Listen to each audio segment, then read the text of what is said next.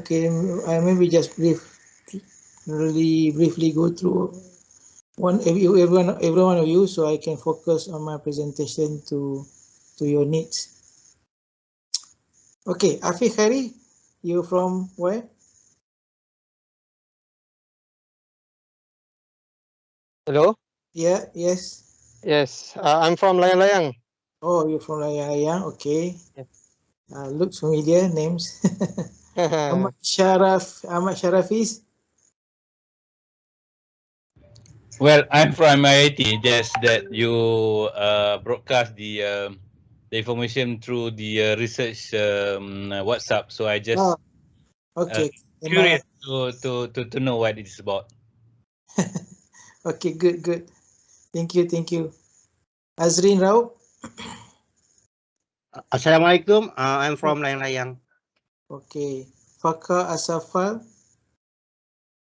Ya, morning. Saya dari Layang-Layang juga. Okay. Hasna Ame. Hi, morning. Sama saya pun dari Layang-Layang. Okay. Hisham. Morning, Prof. I'm Hisham from Layang-Layang. Izzuddin. Izzuddin.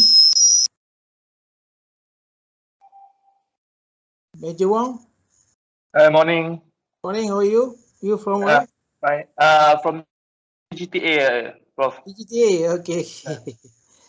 Tuan Haji Muzaffar. Nick Aminuddin. Dari DevTech Unmanned System, Prof. Okay. Thank you. Nur Azlina. Hi, good morning. Assalamualaikum.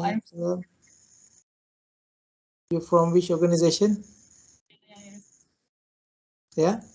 Layang-Layang. Layang-Layang. Okay. Nur Fazana.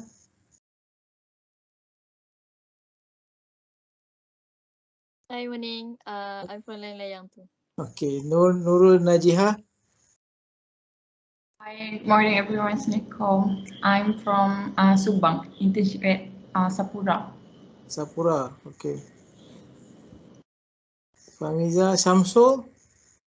Assalamualaikum and good morning, Prof. Abu. I'm from Layang-Layang Aerospace. Okay. Syed Muhammad Habibullah. Assalamualaikum, Prof. I'm ex-MER student and currently I'm pursuing my master's with Dr. Hazaria. All right. Yes, I know you. Yeah. Let's try to look at what we have. What I'm trying to do today is try to explain what is CAD 8 and Annex 8, ICAO Annex 8 and CAD 8. Yes. And for those from aerospace industry, yes, this is something that you really need to know because all the previous notices has changed to CAD, and this CAD is something that you need to comply. If not, you will be a violation to the rule.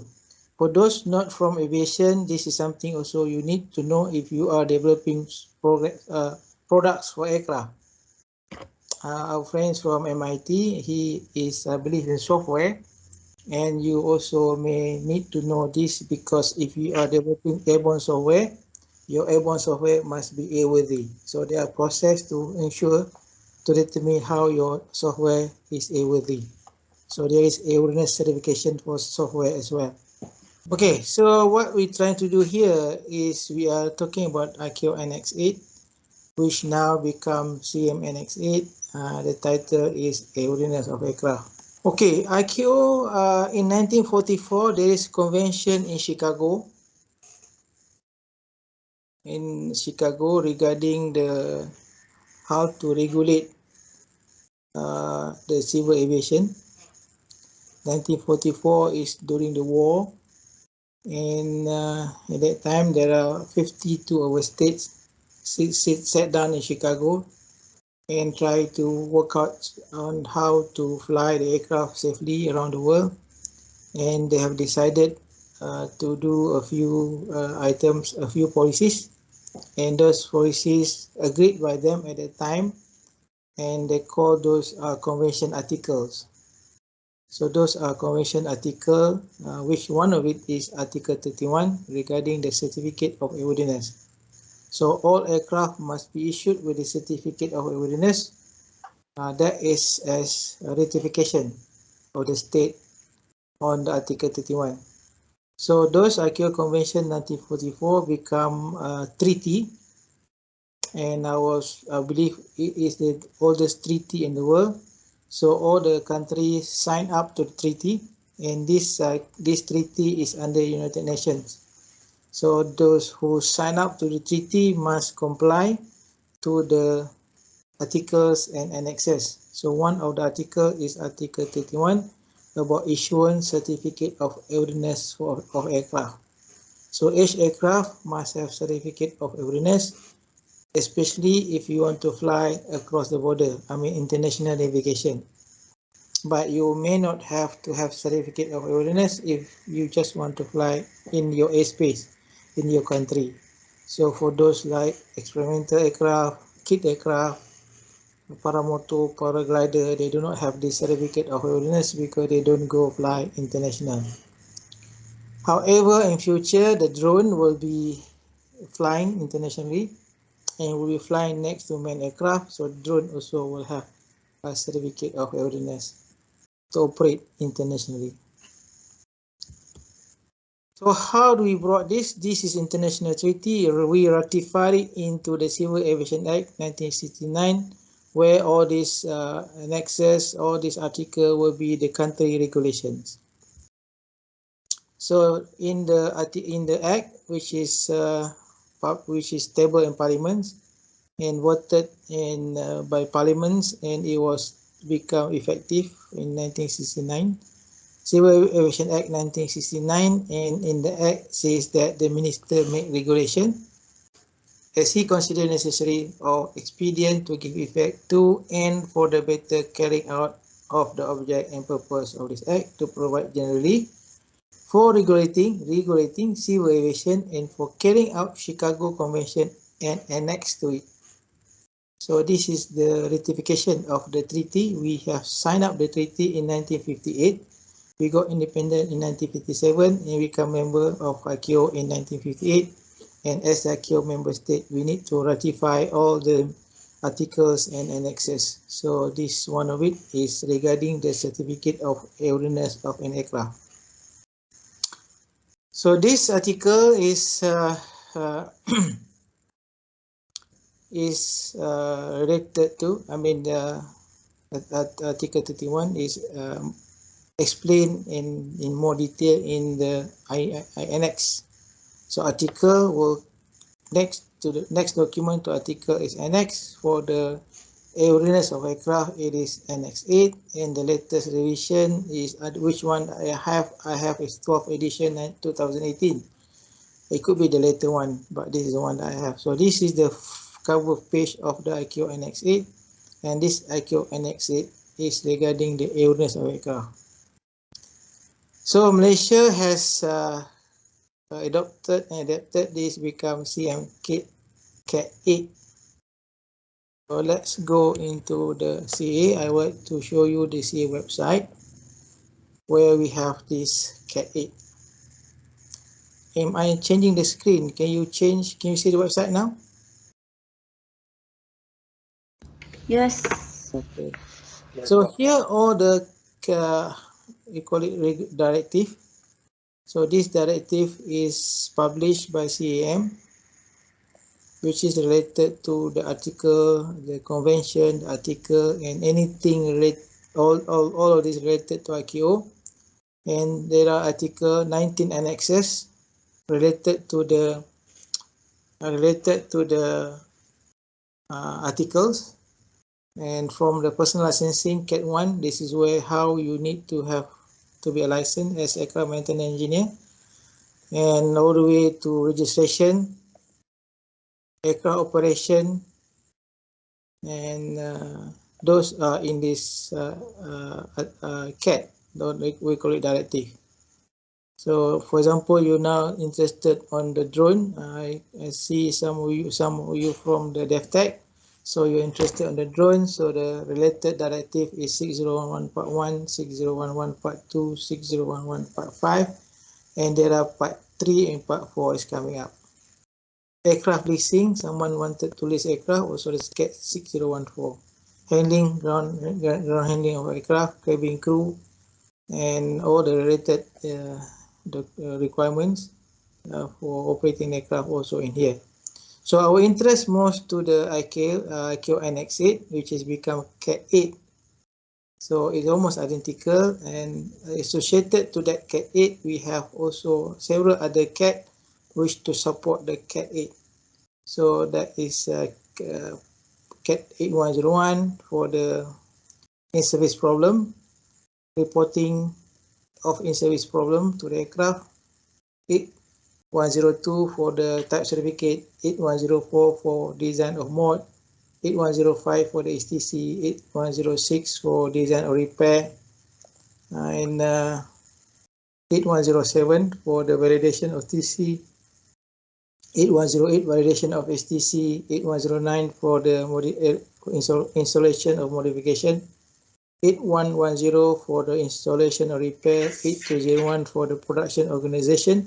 If you are interested to be a production organization, for example, if you are developing software, you are producing the software in a mass product, that is production, you need to have 8201.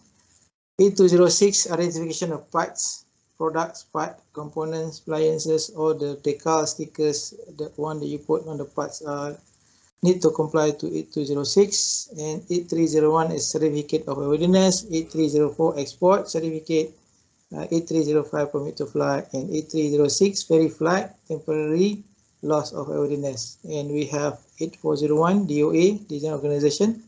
If you are designing parts and components of aircraft, designing software for aircraft, you need to be comply and be approved under 8401. 8601 maintenance organization for maintenance repair. 8206 is still for MRO, but for the smaller aircraft, lighter aircraft. And 8701 is for the Form 1, for the airworthiness release of parts and components after manufacture or repair. So those are the associated Annex 8 airworthiness of aircraft. We do conduct courses on this one. Like I said again, this is we've gone through 3 companies conducting, we call it aircraft airworthiness, which will cover all this CAT. So just look at the CAT 8. This is the basis of all the CAT. CAT 8 is aircraft airworthiness. Okay, so this is CAT 8, airworthiness of aircraft. And let's go through this line by line, page by page to at least appreciate this is the highest CAT, and later on you will be able to understand all those related CAT. So the single digit CAT, for example, 8, 1, 2, 7, up to 19. Single and dual digit CAT is adoption and adaptation from the ICAO annexes, which ICAO itself having 19 annexes is been adopted and adapted into the CAT by the authority. So let's look at how it was published under by the CEO under the provision of the ACTA 24O. It's not 240, this 24O. This ACTA give the privilege or give the power to the CEO or CM to write directive, information, circular, notices, and that requirements. So those 5 items are the one that allowed to be written by the CEO or CM. If CEO or CM write those 5 documents and they state that the document is published under the 24O, it is something, if you not compliant, will be a commit an offense and shall be conviction to be liable to the punishment under the 24O. So punishment under 24O is 5 years jail or 500,000 ringgit fine or both. So mean that this CAT is very powerful. If you not comply, you will be the worst, you can end up in jail plus the fine. So this CAT could not be established by itself. It is established to support the regulation. Our regulation hierarchy is a Civil Aviation Act, which give the power to minister to write regulations, and minister write the regulation, Nation Civil Aviation Regulation, 2016, and those regulations be supported by this directive. And you can see here on the first paragraph, the related related regulation in the Malaysian Civil Aviation Regulation, which is supported by this directive. So Regulation 21, 23, 24, 25, 26, 27, 28, 29, 30, 31, 32, 34, 189, 193, and T203. So those are the related regulation in the Malaysian Civil Aviation Regulation supported by the Civil Aviation Directive 8, CAD 8. Okay, let's look at the content. We do have a content here. You can see the part 1, part 2, part 3, and that's I would like to explain part by part. Part 1, which is general, is that citation, applicability, revocation, and definition. Part 2, procedures for certificate and continuing certification and continuing airworthiness. Paragraph 1 is chapter 1 is type certificate. Type certificate is a document that declare the parts and components that you design comply to the airworthiness requirement. So those are type certificate, and type certificate just one piece of document declaring the parts and component, which will state the company, the applicant, state the product names, and state the refer to the type certificate datasheet. The type certificate datasheet will accompany this type certificate and will explain in detail what is the design requirement for the parts and component. And then chapter 2 talking about productions. While you have the type certificate, mean the product comply to the airworthiness requirement. So the type certification company or organization must have a contract with the production company to produce part and components according to the type certificate. So that is production. So production and type certification, type certificate is applied by design organization company, part 21 subpart J of CAAM, and then the production is part 21 subpart G of organization. So those type certificate is applied by design organization, and production organization certificate holder will manufacture the part designed and certified in types by the type certification company. So they work hand in hand to design and to manufacture parts and product. However, for large organization like Boeing, Airbus, they have doing both. They have these two organizations, design as well as production, under one roof, under one company. However, they are managed separately and they have two independent approval, only having the same umbrella, the same company. But some small manufacturing company, they have their own design and they are also independent production organization. So they are not the same for the small parts and components. However, for aircraft, now most of the time they are under one company, like the Airbus, the Boeing, Embraer, and many others. They are under one company. And then once we had the production, we completed the aircraft.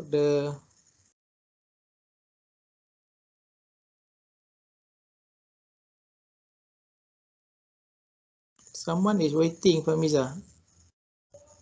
Already accept, Prof. Okay. So for the after you have completed the production, and the production organization will declare conformity, the aircraft or the part, whatever component they design, they manufacture conformity to the design, then they will able to issue. If they want to export the aircraft, they issue certificate of airworthiness for export. If they sell this aircraft locally, the company that need to go to authority to get the certificate of airworthiness. So certificate of airworthiness is the declaration the aircraft is airworthy and can be used for operation. Along the way, you have to make sure the aircraft is airworthy, so there is continuing airworthiness program. So what is continuing airworthiness program? Which is the aircraft must be maintained according to the maintenance program. So every aircraft will have maintenance program. There is a company dedicated, approved by the CAA to conduct, to manage the aircraft airworthiness. What their activities are, they are developed.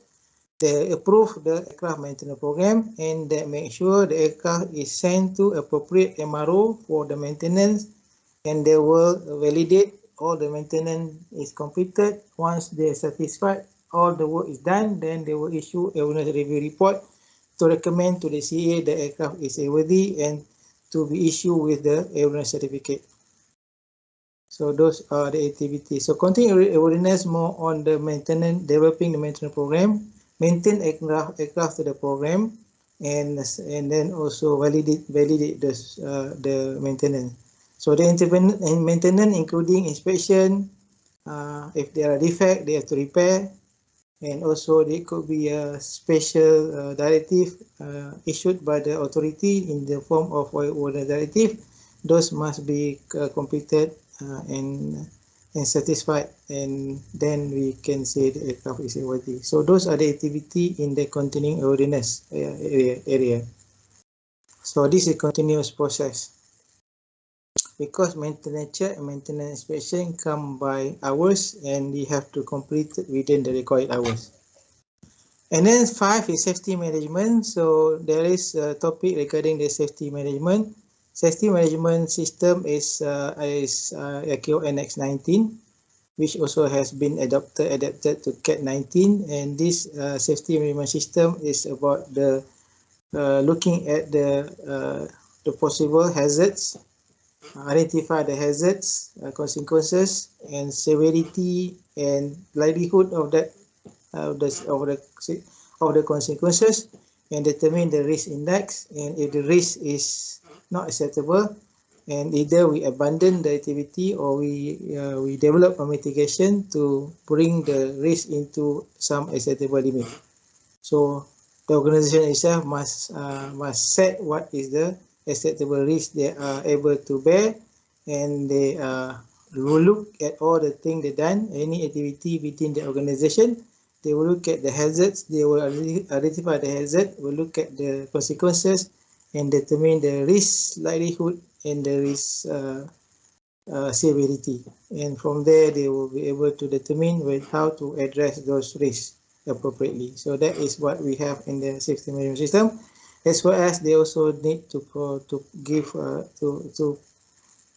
establish safety promotion, safety audit, and study of in-service problem. So those are very significant aspect of the safety management.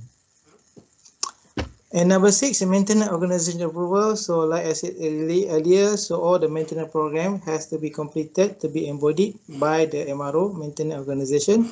There are two. There are Part 145. There also Part M Subpart F. So Part M Subpart F is for the lighter aircraft, and for the 145 is for the major aircraft and components. So those are two maintenance organization being approved.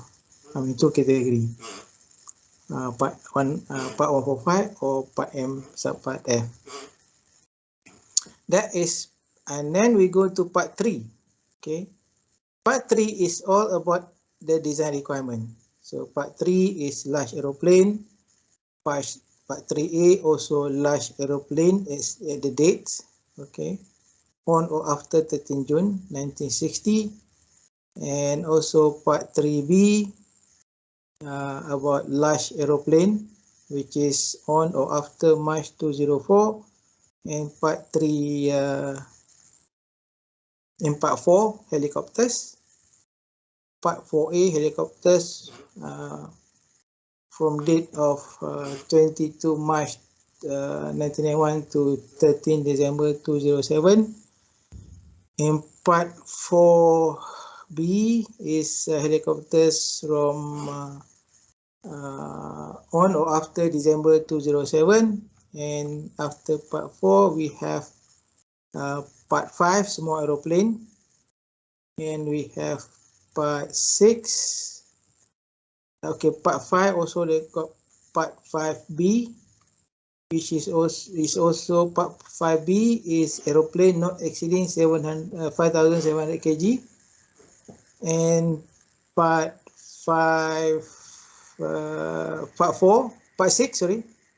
6 engine, and part 7 is propellers. So this is all the design requirement, means that technical requirement for the aircraft, large aircraft, small aircraft, helicopters, engine and propellers are in this document. However, most of the countries, for example, if you're talking about FAA, talking about EASA, talking about DOT Canada, Australia, and they publish their own technical requirement or airworthiness requirement based on this ICAO Annex 8. So if you compare the one that we see here and the one they've been using now at this moment will be slightly different, but the concept is still there, the framework is still there. So what do they have for large aircraft, for example, in the US? And they have Part 25 airworthiness requirement, and for the in Europe they have CS 25, and then for lighter aircraft CS 23, for large rotorcraft CS 29, and for the lighter rotorcraft CS 27. There is CS for light very light aircraft CSVLA, for light rotorcraft CSVLR, and also many CS for the unmanned. We have CSLURS, light unmanned rotor system for the drone heli. For fixed wing drone is light unmanned aircraft system LUAS. For the multi-rotor CSLUMRS, light unmanned multi-rotor system. So those are for the multi-rotor. And they also CSLSA for light sport aircraft. So those are design requirements.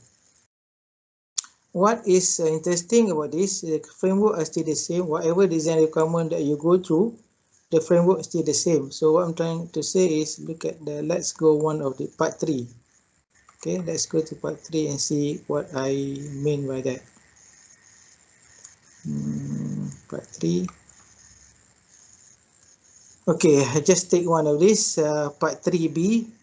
You can see this is chapter 1 general, chapter 2 flight, chapter 3 structure, chapter 4 design and construction, and chapter 5 power plant, chapter 6 system and equipment, chapter 7 operating limitation, and chapter 8 is airworthiness and cabin safety, and 9 operating environment and human factor, and chapter 10 is security. So what we do have, for example, in the CS and FR, they're all the same. They have been harmonized. So you can see the same thing, flight in the CS 25 or FR 25. Flight is subpart B. CS 25 or FR part 25 subpart B. Structure is subpart C. Design and construction, they call it subpart D. And power plant is subpart E. System equipment subpart F. Operating limitation is subpart G. Crashworthiness and cabin safety will be part of subpart D, include in there. Operating and human factors is also part of E and part of B. Okay, part of D and part of G as well. So security is part of the subpart C, because you're talking here about the bomb protection, explosion. So those protection of flight crew, those part of the structure. So that they put it in the subpart C. So this is almost technical and this is very technical. So everything that aircraft designed to this. However, in reality, when you buy aircraft from the US, you're accepting the FR Part 25. Buy aircraft from EASA, Europe, we're accepting CS25, because we hinges on, or we use the regulation, Mission Civil Aviation Regulation, Regulation 25. Mean what Regulation 25 says that the CEO of CAAM accept any application for proposal for any of the design requirement or airworthiness requirement by any of the contracting state. So that's why at the moment, if you can buy from aircraft from US, you can buy aircraft from Europe, and also you can buy aircraft from Russia. However, my experience doing MI171, when we buy aircraft from Russia, and the Russia is more comfortable by declaring the compliance against the FAR Part 29, because we are familiar with FAR Part 29 large helicopter. Similarly, for the Indian application for helicopter certification in Malaysia, I was involved with that certification. They apply under FAR Part JAR Part 27, which is similar to CS Part 27 and FAR Part 27. So all these requirements, if you go to detail the requirement, it start to call out all the CAD that I have shown earlier. If you go into the body of this requirement, okay, and if you can read together by the 4-digit CAD which I have explained to you by showing you the web page of the CAAM. Let's go through here a few important terminology which everyone must know. One that I would like to highlight is airworthy. What is airworthy? Mean the status of aircraft engine propeller part when it conforms to its approved design and its condition for safe operation. So it's two part. According to approved design, that's why you must make sure aircraft as per the TC. How to do it? You have to read the TCDS and determine the aircraft is according to the TCDS. And for the safe condition for operation, that is subjective to your company requirement of what is safe condition for safe operation. So that is subjective. However, most important one is the aircraft must be according to the type certificate, which is detailed and type certificate datasheet. So that is airworthy. So if you have complied to all the design requirement, not necessarily you can fly, because you must make sure the aircraft also in condition for safe operation. So in condition for safe operation, sometimes depending on how the operators establish what is condition for safe operation. Some also related to their flight, their revenue flight requirement. And you also have category A, category B helicopters, which you only can see in the type certificate datasheet. How we use the category A, category B helicopter. Those are the performance category of helicopters. There also definition of continuous and many other information definition here which you can go through. And we also there are as you go through the text, you come across the referring to some of the digits, 4 digits CAD. So that is the higher level of the CAD. Those 4-digit CADs earlier, you may be familiar with it. Those are in the form of airworthiness notices. So those airworthiness notices has been revoked and replaced with the CAD. And that CAD that you see, the 4-digit CAD, which the text is almost similar to what you see before. Now, basically, was the higher level now is this CAD 8. For example, here, issue of type certificate and validation of certificate refer to CAD 8102 for specific requirement for the related type certificate. So, 8102 is the application for type certificate and restricted type certificate. So that's why I say again, all this CAD, the 4-digit CADs will fall into this one single digit CAD. So you must read this first and read the 4, and then you read the 4, you come and refer to this CAD 8 as the higher level. Okay, so that is about it. I think at least you have some idea of this CAD 8 and all the associated CAD for 4-digit CAD, which to ensure the aircraft is airworthy, initially airworthy, and continually airworthy. So I think I can open up for the question and answers.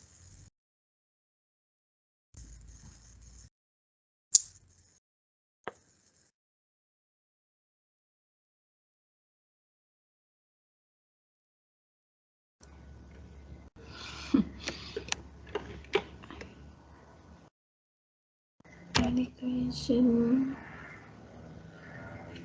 Hello, Prof. Abu. Sure. Alright, Shamsul here from Layang. I would like to ask a question. What's the difference between 14 CFR 23 and FAR Part 23? FAR Part 23, FAR CFR Part 23, the content are the same. Those FAR, in the US, they call it FAR. What are the difference between those FAR and CS, or even we have ours, if we do have ours? The FAR is regulation.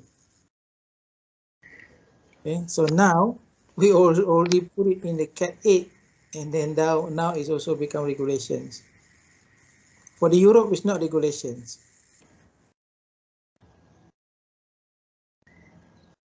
I know what you mean. You work on the aircraft, and then you come across this. So what you need to do is you need to do the most importantly. You need to go back, look at the amendment of the amendment status of the FAR at that time when it was certified. So that is the document that you need to refer to work on the aircraft. You want to modify, you want to repair, anything you want to do on the aircraft. Thank you, Prof. Yeah. Any more questions?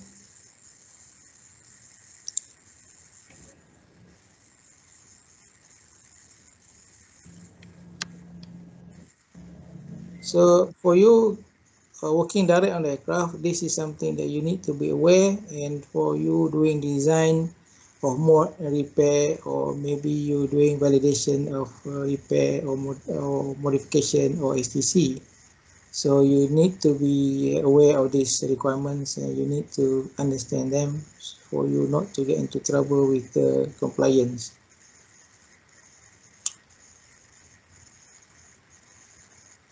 And we do offer these courses. I think Lalayang has taken it, Royal Flight has taken it, Malindo has taken it. So we offer 3-day courses which will cover all these Annex 8 and associated 4-digit annexes. So by the end of the courses, I believe they have ideas of how to comply to all these CADs. If not, then I transfer to Famiza. She will probably explain the courses that we do under ACE and how you want to get the quotation, and maybe there's way how to get some special rate or something, and then you can talk to Puan Famiza. Is it okay now for you? Your mic off. Okay, thanks all. For those yang interested to join to get more information pertaining this course, more details, which basically we will provide. It will be 3 days course to cover all the subject for the subject lah. CAAM Part 21 course, right kan Prof? So for those interested to know more, then you can email me or contact me directly to get the quotation. Then of course we can further discuss the quotation lah, or special rate, or for now I just want to inform you there will be online basis course because due to MCO we can't do face-to-face for the time being, so it will be online course for 3 days course lah. So for those yang rasa interested to join to know more, Prof Abu will teach more lah. Then you can contact me directly by email or my contact number. That's all. And you also can contact me for further any short course yang rasa you interested to know program yang MIAT offer lah. Okay. And also, if you think you have some gaps in any of the anything in aviation, then you can contact Famiza, highlight your needs. So we provide boutiques program. Yes. You can customize your needs, customize to your needs. We don't offer very specific, because I know in aviation we can. You may know some of it already. You may want to have only some area. For us to focus on some area for your specific interest, maybe to do the work, and also maybe due to the audit requirement, then we can highlight to Puan Famiza, and we can develop special program for you. Yes. Okay. Okay. Any questions anymore? We are now having still more time. I don't want to take too much of your time. If you have any question on this and or on other thing, yeah, we are open for any questions. If you are talking about developing products or manufacturing products, so this is the area you need to know under this CAD 8, because design, certification, production, manufacturing also under CAD 8, including the content awareness as well as maintenance of the aircraft parts and components. So we also, all these are in the CAD 8. Okay, if not, then we probably end the session today. We will have another session tomorrow. Tomorrow's session will be more on aerospace engineer, how they fit into the Annex 8 perspective, especially in the DOA, Design Organization Approval, and POA, Production Organization Approval. So back to Puan Fahmiza or Tuan Najib Muzaffar, I want to say a few things.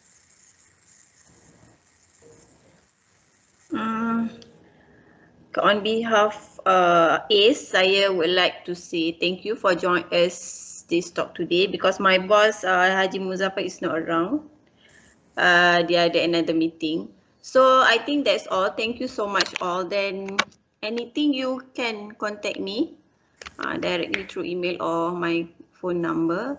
Then rasa tu je lah Prof. Then kita jumpa esok lah. Okay, thank you. Assalamualaikum.